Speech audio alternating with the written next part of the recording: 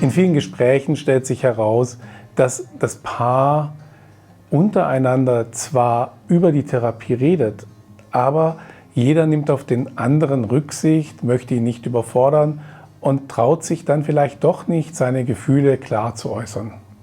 Darum empfehlen wir auch, eine dritte Person mit einzubeziehen, die als Katalysator dienen kann, die sozusagen als neutrale Person manche Fragen besser zurückgeben kann, sie besser formulieren kann und vielleicht nicht in diese Paarinteraktion eingebunden ist.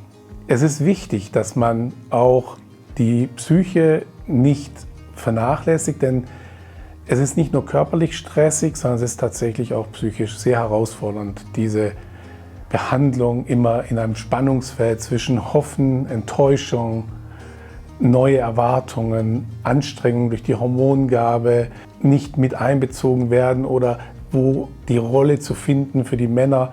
All das sind wirkliche Schwierigkeiten, die manchmal auch im Paar gar nicht untereinander klar geäußert werden können. Natürlich ist es für uns im Behandlungsteam hier im Kinderwunschzentrum schwierig, auf diese Fragen in der gebotenen Sorgfalt und Ausführlichkeit einzugehen. Das müssen wir zugeben, dazu stehen wir auch, aber wir wollen sie nicht alleine lassen. Deshalb haben wir eine Kooperation mit Donum Vitae, mit einer psychosozialen Beratungsstelle hier in Amberg, die es auch in ganz Deutschland gibt.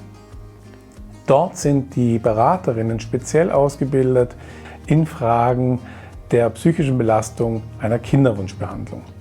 Hier in Amberg haben wir ein Pilotprojekt bei Donum Vitae, wo wir Entspannungsgruppen haben, welche dann kombiniert sind mit Selbsthilfegruppen oder mit Gruppen zum Austausch über Probleme, aber auch Freuden der Kinderwunschbehandlung, denn es klappt ja auch. Und daher möchte ich Sie ermutigen, sich an solche psychosozialen Beratungsstellen zu wenden. Das ist kein Makel. Man geht nicht in irgendeine psychische Behandlung oder man muss sich da nicht outen, sondern Unterstützung ist nötig und hilfreich.